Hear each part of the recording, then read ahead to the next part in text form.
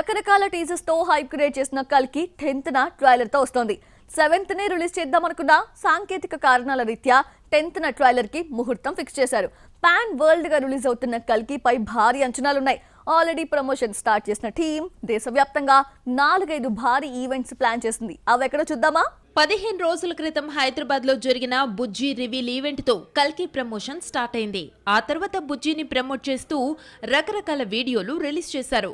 బుజ్జిని Prabhas drive చేయగా ఆ తర్వాత Indian formula 1 racer Karthikeyan, Naga Chaitanya బుజ్జిని drive చేసి థ్రిల్ ఫీల్ అయ్యారు. బుజ్జి థీమ్ మ్యూజిక్ వీడియోని విడుదల చేశారు. కల్కి ప్రమోషన్ స్పీడప్ చేస్తూ 10న ట్రైలర్ ను రిలీజ్ చేస్తున్నారు. అయితే ఎక్కడ విడుదల చేస్తారో చెప్పలేదు.